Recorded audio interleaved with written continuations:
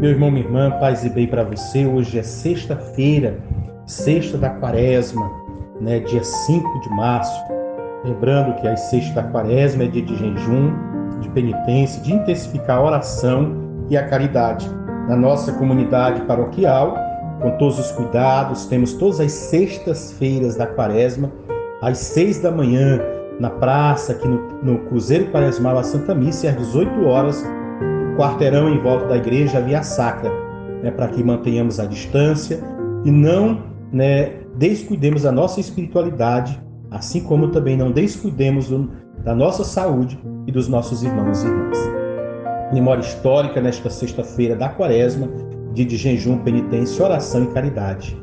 Hoje é dia da integração cooperativa e também na data de hoje, em 1887, foi o nascimento de Heitor Vilas-Lobo, compositor. Também nós lembramos, na data de hoje, em 2009, democratas pedem uma comissão da verdade sobre o governo Bush.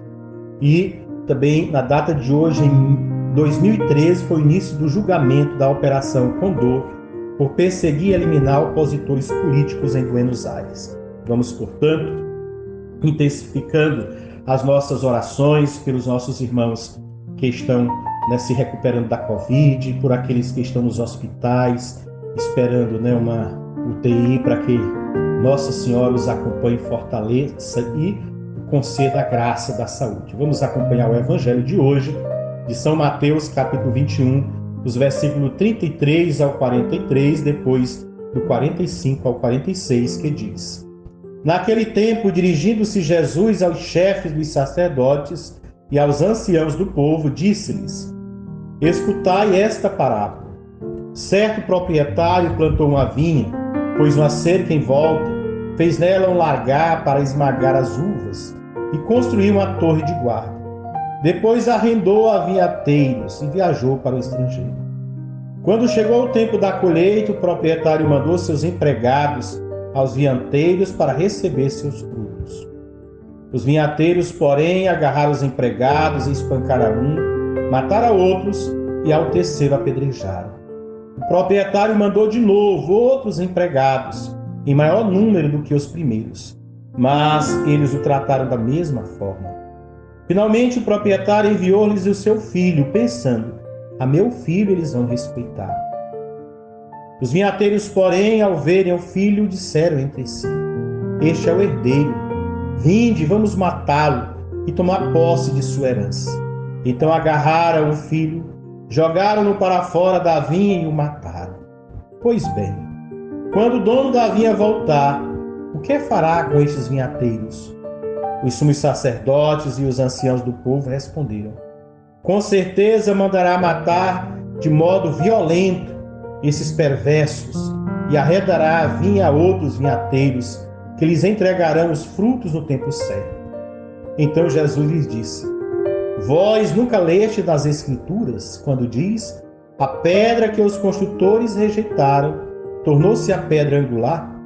E isso foi feito pelo Senhor, e é maravilhoso aos nossos olhos. Por isso eu vos digo: o reino de Deus vos será tirado, e será entregue a um povo que produzirá frutos. Os sumos sacerdotes e fariseus ouviram as parábolas de Jesus e compreenderam que estavam falando deles. Procuraram prendê-lo, mas ficaram com medo das multidões, pois elas consideravam Jesus um profeta. Palavra da salvação, glória a vós, Senhor. Meu irmão, minha irmã, a palavra de Deus é nela que nós encontramos a fortaleza, e nela, a partir dela, que nós nos fortalecemos, que nós criamos a esperança para viver melhor como povo de Deus. No contexto da paixão em Mateus, Jesus passa por um bom tempo em Jerusalém ensinando e falando por meio de parábolas. Os discursos e parábolas vão revelando qual é a missão de Jesus, que é o Messias e o que é o reino dos céus que ele veio estabelecer. Primeiro, os judeus questionam a autoridade de Jesus enquanto ensina, como está lá em Mateus 21, do 23 ao 27. Para falar sobre este tema, Jesus conta 3 parábolas. A parábola dos dos dois filhos, em Mateus 21, do 28 ao 32, que mostra a autoridade de Jesus reconhecida pela obediência. A parábola dos vinhateiros homicidas, esta que nós escutamos, que é a parábola do banquete nupcial, no capítulo 22, que mostra o convite do reino desprezado. A vinha é o símbolo de Israel, identificado no Antigo Testamento, lá em Jeremias 2:21, Ezequiel 15, do 1 ao 6, e no Novo Testamento em João, capítulo 15, versículo 1 ao 11. A história mostra como o proprietário vai construindo sua vinha, tendo com base Isaías 5, do 1 ao 7. Deus é identificado como proprietário que dá a todos o necessário para que a vinha produza seus frutos: proteção, estrutura, ferramenta e segurança. Os empregados, os leitores do Evangelho de Mateus estavam familiarizados com o mundo bíblico. Assim, rapidamente consegue identificar que os primeiros empregados são os profetas, chamados de anteriores e posteriores.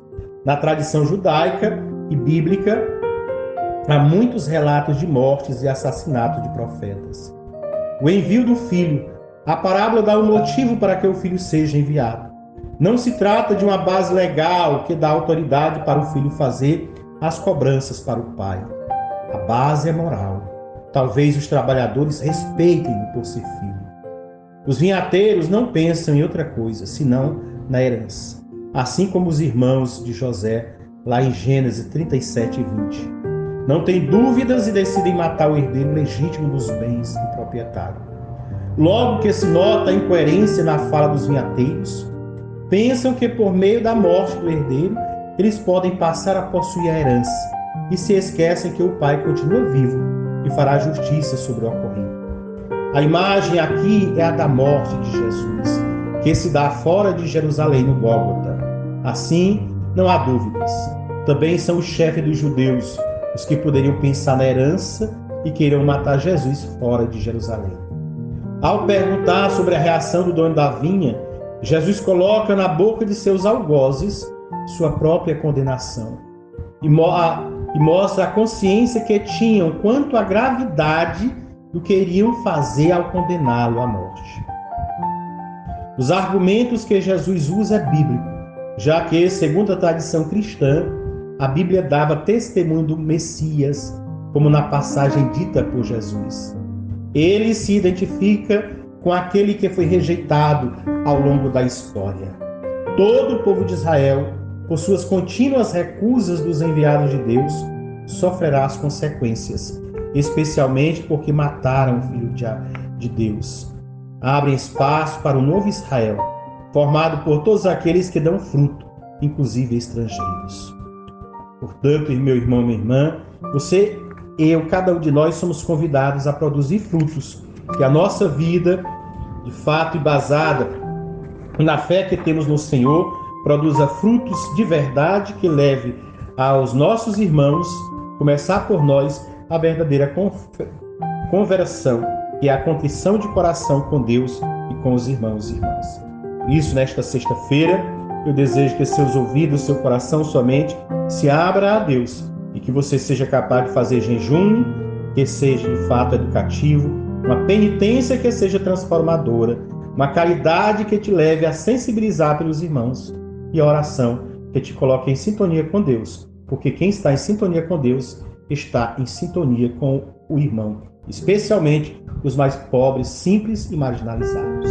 Que você viva bem essa oportunidade quaresmal. E lembrando de já que domingo nós temos 4 horários de missas, às 7 e às 18 horas na Igreja Matriz, às 9h30 e às 17 horas no Salão Social. Venha de máscara, traga seu álcool em gel, participe com segurança, cuide da sua saúde e cuide da sua espiritualidade. Que Deus abençoe, na graça do Pai, do Filho e do Espírito Santo. Amém.